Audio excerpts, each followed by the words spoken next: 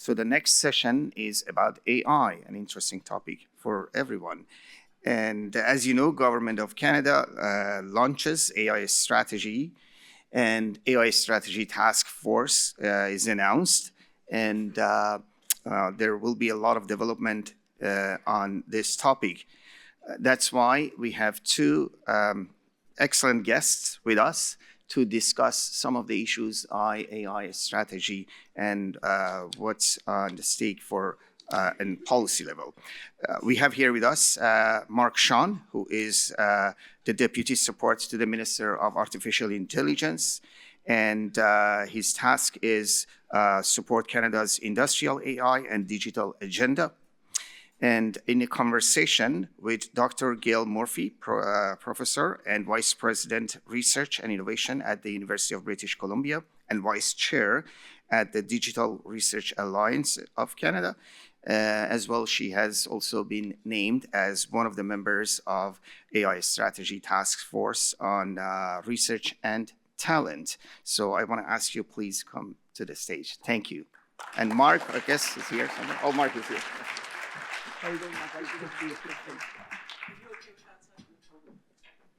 Side. Yeah, let's make sure the mics are not working. Try that. There we go. Is mine working? Mine is on. This one is. Where did you do the math? There. Okay, Mark works. I don't really work. There we go. So, Mark, thanks so much for coming and joining Canada Science Policy Conference today. Do you want to say a little bit about your role before we get into questions? Sure. So I have the pleasure of being an Associate Deputy Minister at the Department of Innovation, Science and Economic Development, which means I get to be joined by some amazing deputy colleagues in running one of, to my mind, one of the most complicated and interesting departments in the public service. And I, as was noted, I play the role of the direct deputy support for the Minister of Artificial Intelligence and Digital Innovation, which was sort of a natural, in some ways, seg from my last job. I was the Deputy Secretary to the Cabinet at the Privy Council Office for Artificial Intelligence, helping to kind of coordinate our overall government work on AI. That had a slightly wider remit in terms of including internal to the public service, external to the economy, international kind of AI work, whereas Minister Solomon's mandate is more vertically focused in kind of the AI, digital, and quantum intensive kind of vertical with natural linkages over to things like government transformation or defense procurement, but obviously working with colleagues who have full accountabilities there. So yeah, essentially the job is to live out the possibilities for Canada in a digital economy of the future and trying to position us for leadership. So. Well, glad that you don't have a hard day job or anything. So just to let everybody know, I've got a couple of questions I'm going to ask Mark, and then we're going to make sure that there's time for questions from the audience. So as we start discussing things, get your questions ready, and we'll make sure to leave some time for that. So I'm a computer scientist, so AI is like all over my news feeds, but it's kind of an interesting technology because it's in everybody's news feeds. And it's certainly something that even gets discussed at dinner parties and other social events. So you told us a little bit very generally about what your focus is, but can you say something specifically about what you're working on now? Yeah, so I think it's useful to kind of put it in its context, I guess. So I always say for Canada, AI has been and will be a long game. And by that, it's worth noting that it was 43 years ago that the Canadian Institutes for Advanced Research, or CIFAR, got established, and one of its first research programs was around artificial intelligence. And so it's been more than 4 decades that Canada has been investing in the possibilities of this technology. Why I think that's important is because 4 decades ago, artificial intelligence was not understood to be the motivating technology that would shift our overall market structures or how we would think about going about our daily lives. It was in many ways and seen by some as either science fiction or potentially that thing that's always 5 years away. And so here we are 40 years later, and Canada has established itself as a continued research leader and one of the first recipients of CFAR granting awards 40 years ago is now a Nobel Prize winner, and we have more Turings than you can shake a stick at, so we've got lots to build on. And we were the first country in the world to have an artificial intelligence strategy, which we launched in 2017 under the Pan-Canadian AI strategy kind of rubric. And so we've done tons in research. We've layered on work and adoption and commercialization. Budget 2024 did tons on the infrastructure side in terms of building of digital infrastructure, something I know you know quite a bit about with your DRAC hat on. But in the meantime, the world has changed. So one is this general purpose technology has continued to evolve. And so it has now reached new capacities and new integration levels, both through generative capacities, but also through a number of kind of things like large video models and agentic capacities that is all the rage to talk about at dinner parties. If I get one more question about AI agents, I will happily answer it. You're just teeing up the audience now, right? Absolutely. And in the meantime, the world is also kind of latched on. And one of the things that the minister says that I wholeheartedly agree with, which is that leadership is not a birthright. And so we're going to have to continue to earn our place at the forefront of AI every single day. And we have now seen industrial capacities grow by leaps and bounds in our international comparator countries. And we've seen massive investments from our international peers. And so now is the time for us to be able to think a little bit about what is the next step. And so, practically, I think one of the things we are now working on is across these pillars of research and talent, of commercialization, of adoption, of skills, of trust, of security, of infrastructure, where do we need to go to next to be both relevant, and also where can we punch above our weight and continue to play a leadership role? And I think that's, the day-to-day work. Practically what that means is really starting to think through the ideas and the data to actually assess where programmatically and from a policy perspective and from a showing up perspective, we can actually position Canada for success. Well, we had the federal budget about 16 days or so ago, and artificial intelligence is sure sprinkled around through that document. 113 times or something like that? Yeah, 30 times is artificial intelligence and more times is AI, right? So can you tell us something about how the government of Canada sees using and benefiting from artificial intelligence? Yeah, I mean, it's interesting. You can actually go through all of the kind of core reference documents for those of you who have been subject to policy development courses over the course of your careers. You'll have been told, like, skim the speech from the throne, read mandate letters, look at the budget, and you'll get some sense of kind of what the core ideas are. And the words that appear more times in all three of those documents is artificial intelligence, which is, I think, because it is a technological capacity that is coming at a time where it is potentially extraordinarily useful for the imperatives that the country finds itself within. One, we are and continue to be in a productivity challenge, crisis, one where we are going to need to optimize the efficiency of our outputs, and AI offers some capacity to be able to do that. And second of all, we are in a place where our sovereignty and our strategic autonomy is challenged, and we're going to need enhanced resiliency to be able to ensure that we can actually have strategic tradables and have a place in the world that we can rely on with some assurance. And AI, again, provides us with a really unique opportunity to be able to make sure that we're going to do that. And then we obviously have made a fundamental decision, the government has made a fundamental decision that our defense has become more critical than ever before. And here again, not just AI, but digital capacity has to be a fundamental part of our overall posture. And here we can rely on that again. So I think the budget is an indication of the fact that I think there is a strong capacity for us to be able to use this general technology and apply it in ways that can meet the imperatives of our moment. And I think that's what we're seeking to do. Some of that obviously most manifests itself in the budget as infrastructure. Some of it under the guise of making sure we can shore up and secure the talent and the research capacity that we absolutely are fundamentally gonna not only need, but that we can actually get in this unique moment where there's a lot of people potentially quite interested in parking themselves in a place where they've got access to brains, access to research capacity. And then third, I think, as I say, it's features in some of these other work that we have to do, like ensuring that we can become as efficient as we are in government services, and that we are strategic as we can be in defending our own sovereignty. So you've used the word strategy a couple of times, and going back to the fact that Canada had one of the first national AI strategies back in 2017. We know that the government is working on a new strategy. Can you say anything about the major components that we might be seeing come out through that strategy?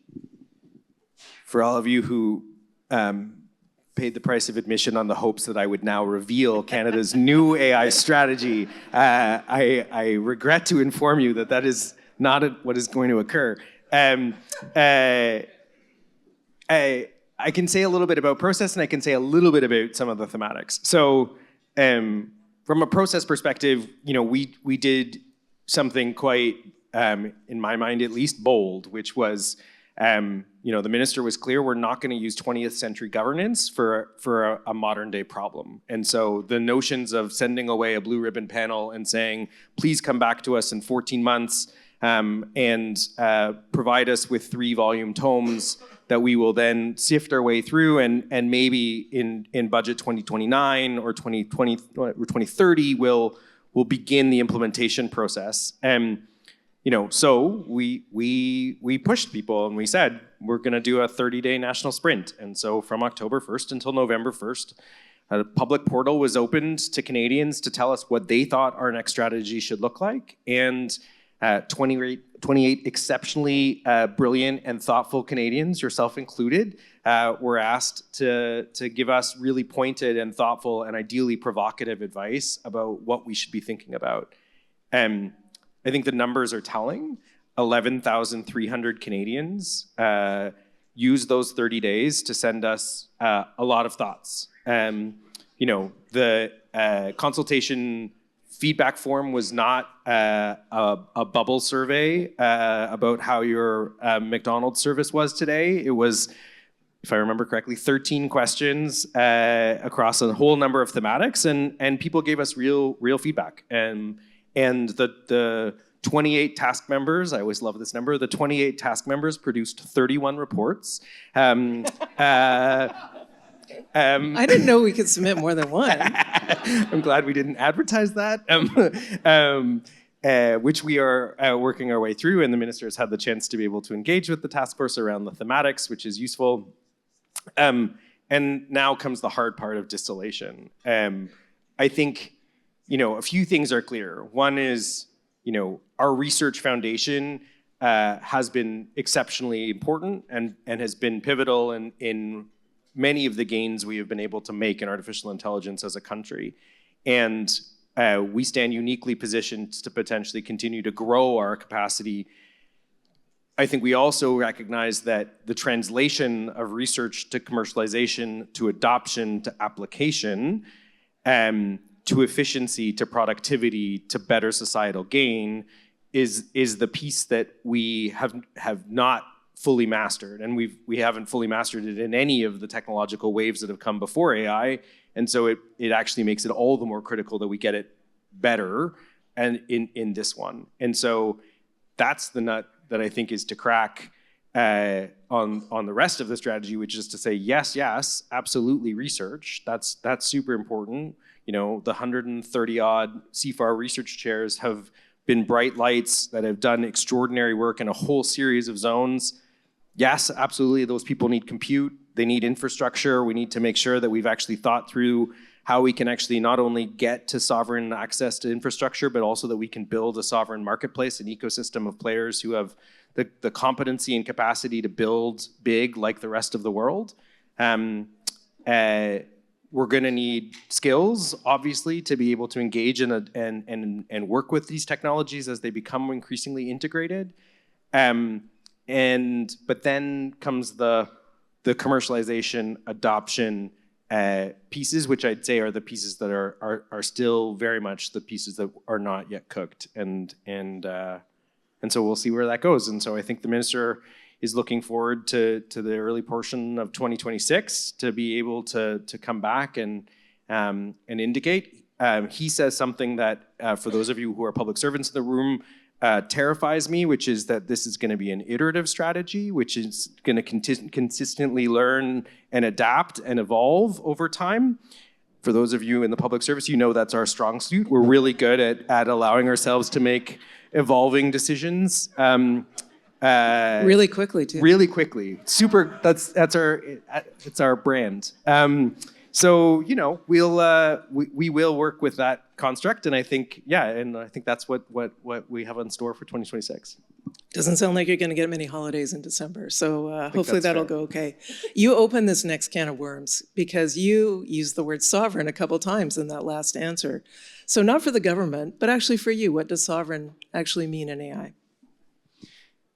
Yeah, for me, sovereignty is about strategic autonomy. Janice Stein put it really well in a totally different context, which when she was describing kind of the Canadian experience of the pandemic, which was what you needed in the pandemic was strategic tradables, as how she put it up. You needed to be able to show up at the kind of what felt like the world cap table of pandemic readiness with stuff that other people wanted, to be able to ensure that you could have enough marge de manœuvre to be able to get the things that you didn't have.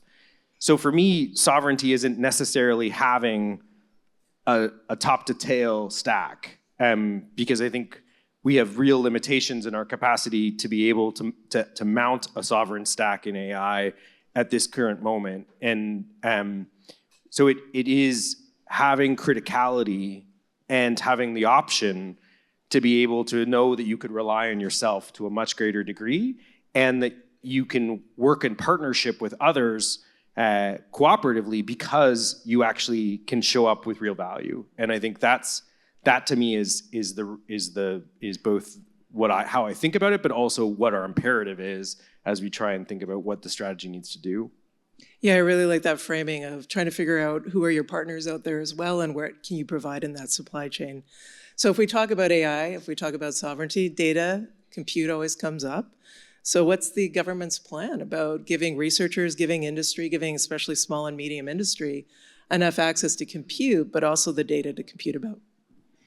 So I think about those things as related, but in many ways in two different categories in some ways. So maybe I'll talk about data for a second, and then I'll talk about compute. So on data, this is the lifeblood of the digital economy. This is the lifeblood of artificial intelligence.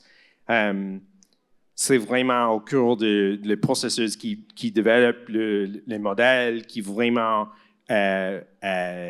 génèrent les algorithmes. Et en même temps, c'est vraiment les données qui sont au centre de sens de la confiance des Canadiens et des citoyens. And so data is really in this critical function where it is both the thing that is probably going to fuel trust and confidence to the greatest degree, but it is also the unlock for some of this technological capacity. And so I think there's a few things that we're thinking about in the data space. One is, where do we have data of national asset, and how do we best monetize, maximize, optimize, and I mean monetize only in the sense of, can we actually grow industry and economic capability out of it, not sell it, but actually build on it. Second of all, how do we ensure that it's sufficiently protected?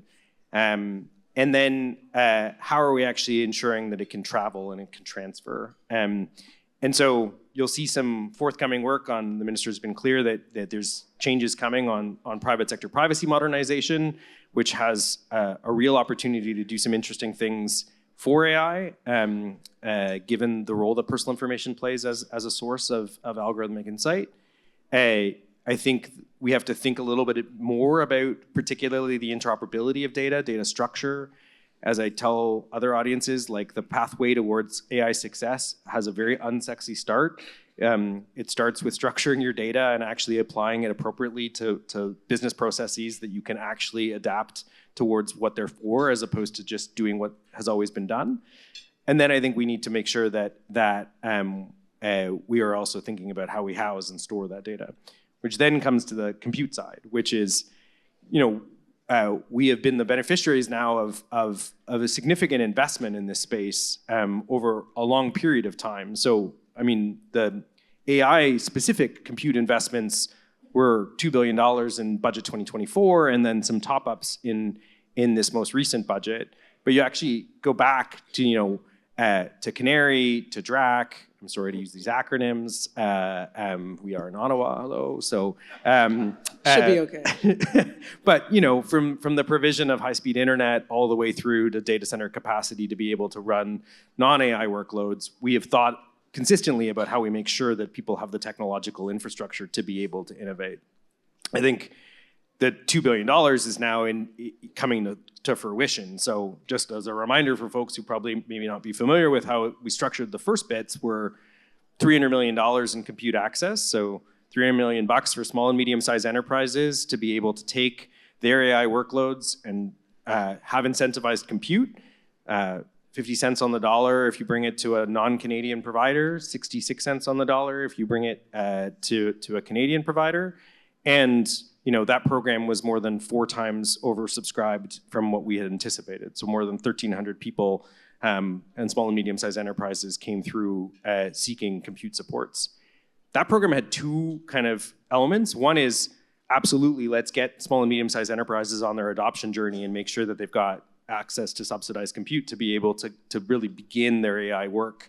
Let's make it meaningful. But second is that becomes a workload that can show up at a data center. And so that has a nice seg into the second portion of the infrastructure investments, which were in our Compute Challenge program, $700 million with kind of 2 archetypal clients. One is someone who's already in possession of massive workloads and potentially now actually needs to build out their own data center capacity. That's the kind of Cohere model, where you've got our large language model of Canadian origin that now had reached a level by which it needed its own access to compute. The other archetypal client, though, is a mid-tier operator or a portion of the data center supply chain who says, I actually now have enough workloads, maybe generated through compute access, but also just generated from their own growth, that I now want to make an addition to the sovereign offering that's available to the commercial community in Canada. And then the third piece was the Sovereign Compute Infrastructure Program. I think the thing that many in people in this room are probably most anticipating and excited about, and probably participated in the request for information that was done in the spring. And that RFP will essentially be the foundational effort for providing the research community with access to AI. The thing that the budget added on top of that is this capacity for Minister Solomon to enter into MOUs with potential data center proponents, where we are going to be thinking through, on top of that layer of infrastructure that we've been able to get to, is there a meaningful way in which we can help get sovereign digital infrastructure built in this country? And that could either be with government as tenant, or that could be potentially with government as a de-risker in terms of allowing for some commitments to be able to ensure that the offtake will get used.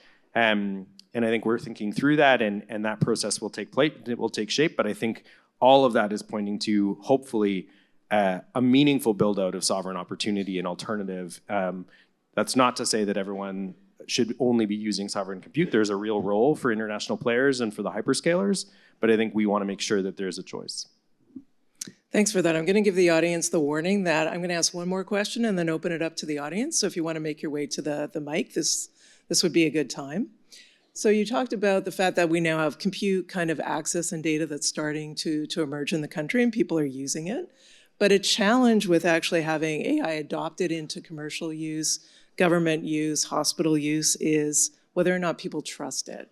And unfortunately, surveys out there show that Canadians actually have less trust in AI than in some other countries in the world. So is this a concern for you as you start to formulate the new Canadian AI strategy?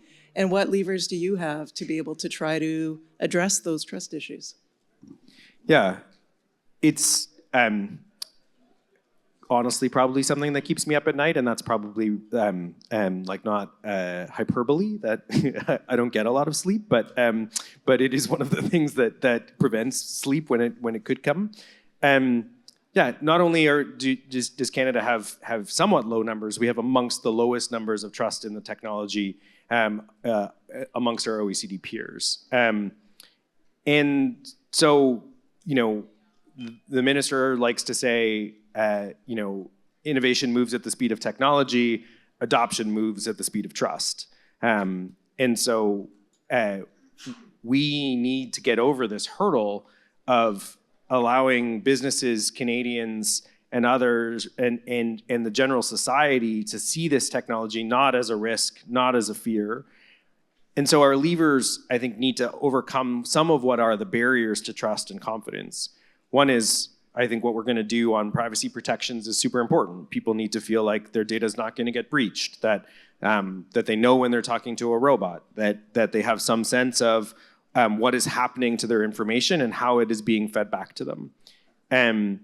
Second, I think there's a lot of concern about the possibility for labor displacement as a function of artificial intelligence. And I think we need to do a better job of walking through what the actual adoption and augmentation story looks like, which is actually in many cases that it elevates humans to the place in the value chain where they can be most useful, and adapts and integrates technology in places where potentially humans are doing things that they might not actually want to nor enjoy.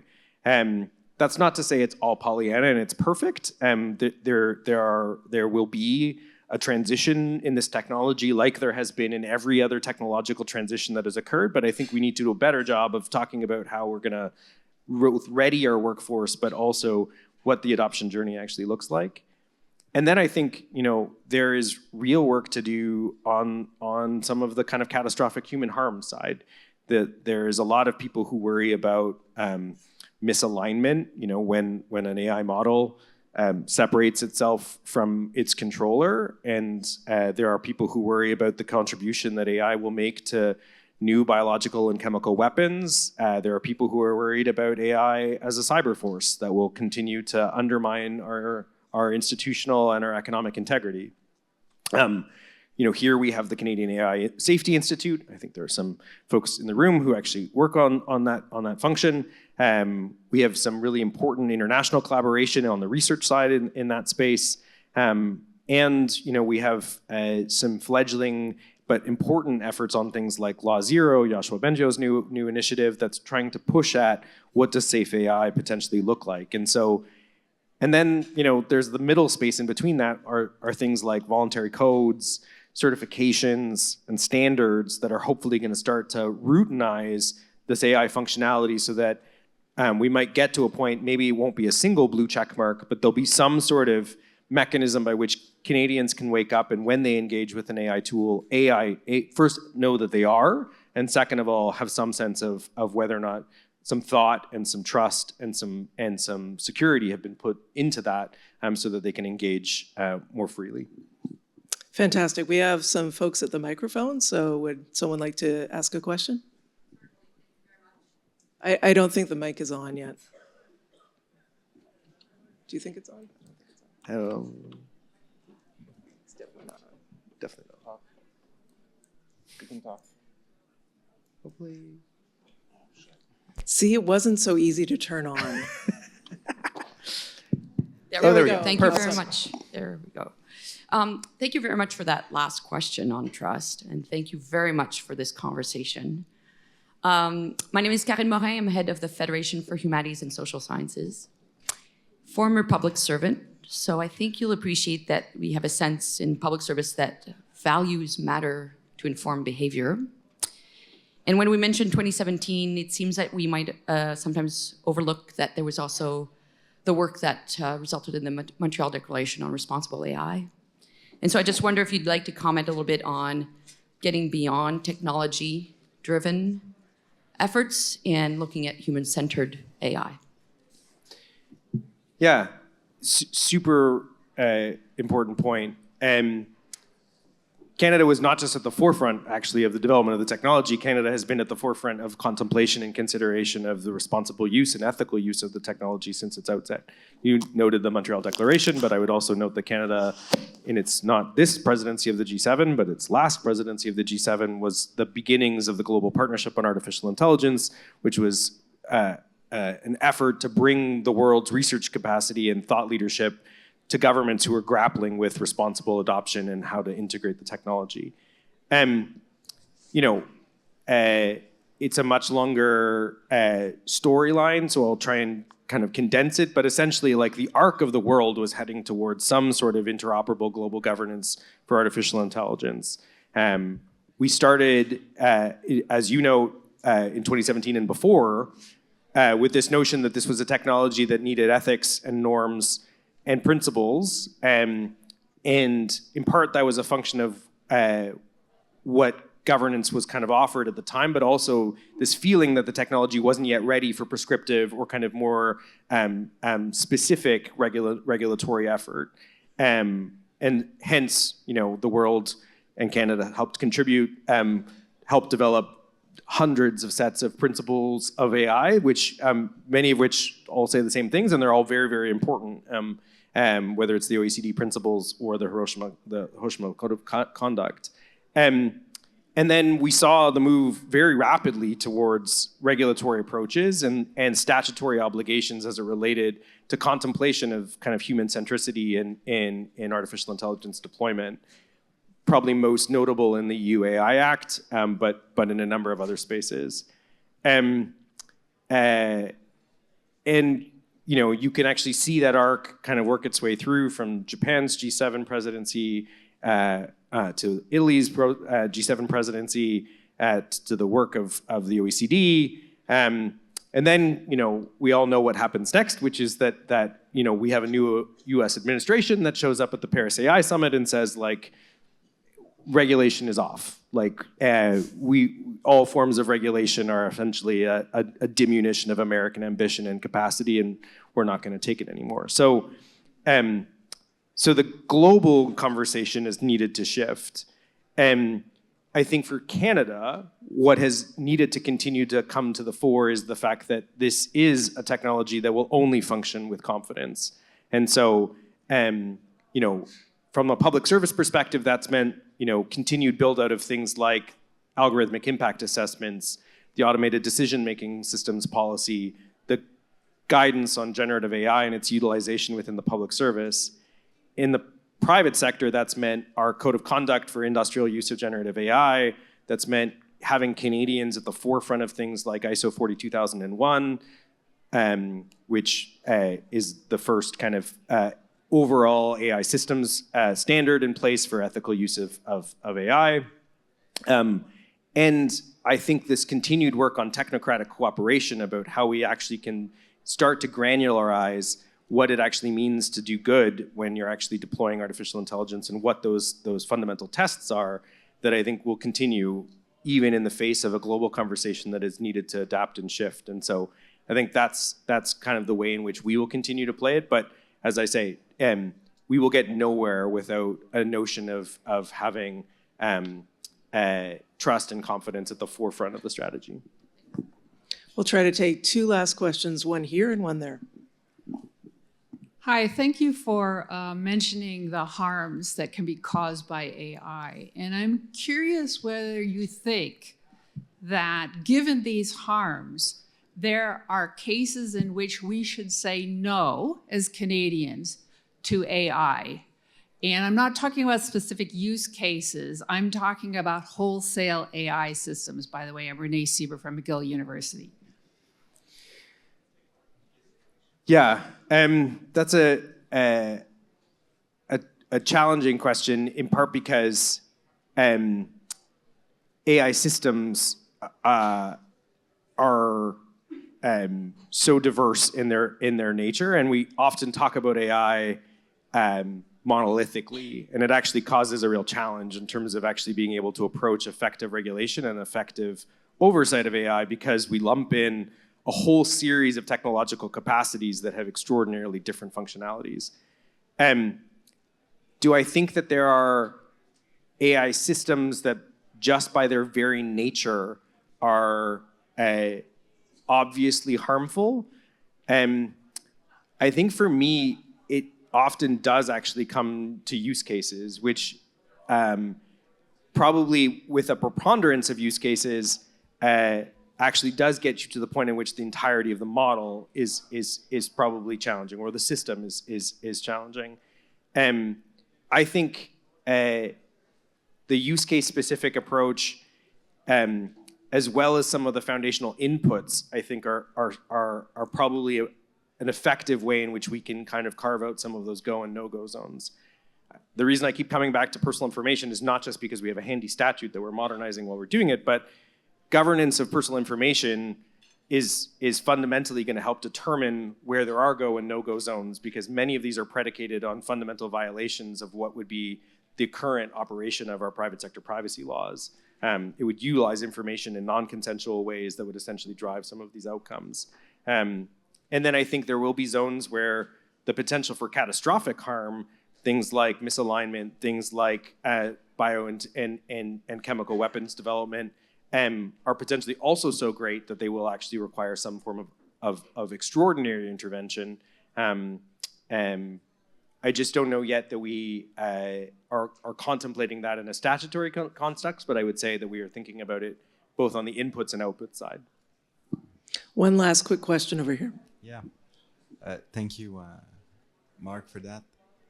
I've been working at Mila for 5 years before this new gig that I have, and the question I have that is not resolved is, are we meeting the moment? And are we bold enough in the risk mitigation, but also in the adoption capabilities that everybody has? So this is a dual-use technology, but are we thinking about it? And are we making the science policy and the moves that we should be making individually in our organization, but also on the political level and economical level to meet the moment? Because somehow I feel that we've been like pioneers. And while the other countries are like skyrocketing their investments, we are, the provinces and the federal, we're trying to make a lot of things with few dollars because of the context and everything. So are we meeting the moment, and how could we be more bold? Merci pour la question. C'est important de commencer avec quelque chose de contexte. Il y a beaucoup des autres pays qui ont commencé une stratégie d'IA avec grand fanfare, avec une parade. No one does it better than the Brits. The glossiest, most ticker tape parade of a pamphlet that any country would wish for. But what I often come back to in some of those contexts is a reminder that, you know, in totality, we have now, in just pure AI investments, pumped more than $3.5 billion into our overall AI ecosystem. And that doesn't include a whole bunch of other investments that would actually significantly multiply across that. And so, you know, we often get, and that's not me being defensive, I promise. But you know, when these other countries come out and say we're adopting, our new strategy is a 1 billion, you know, or you know, a 10 billion euro spread out across the entirety of the EU. You know, we have to come back to the fact that this actually has been a sustained priority of the government for a long time, which is actually something that we shouldn't lose sight of, because it's actually vital to our continuity. I think your question on are we being bold enough, you would find welcome listeners in the political decision makers that I am feeding ideas and opportunities to, who are pushing us to say, like, is this actually going to be able to do the thing that we think it's possible? The hardest part, to be totally frank, is, you know, there's one decision maker who often talks about this triangle of kind of effort as well as kind of impact, which is at the very top of the AI triangle is AGI. And there's like a couple of countries and a couple of companies that are actually in the pursuit of true AGI. And then the layer below that is, models, AI native companies, people who are pursuing massive infrastructure capacity or application layer capacities. And then below that is probably a service layer that, still feeds that top of the triangle. But the ball game is the bottom of the triangle, which is the application layer, mass adoption, mass skilling, mass capacity. It is very easy to design policy interventions and programmatic interventions at the top of the triangle. It's easy to get them wrong too, but it is easier in many ways to decide that you're going to support 250 up and coming companies to be able to kind of lead a next wave of AI capacity. It is much harder to say, how would we do that for 400,000 companies? How would we do that for 41 million Canadians? And I think those are some of the things that we are thinking through. They are very challenging questions, but I think, the boldness of the ambition is, we'll see what we can come up with in 2026. But I think the goal is to meet the moment and recognize where we're at. Mark, any last 30-second thoughts that you want to leave this audience with?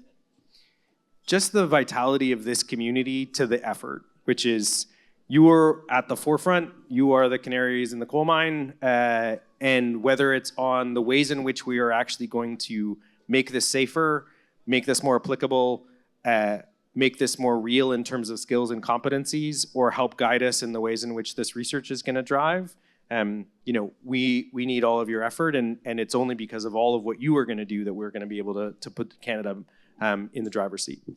Thank you so much, Mark. So many interesting ideas, and I think we know it's in good hands with all of the breadth that you're able to speak to it about. Thank you very much. Thank you.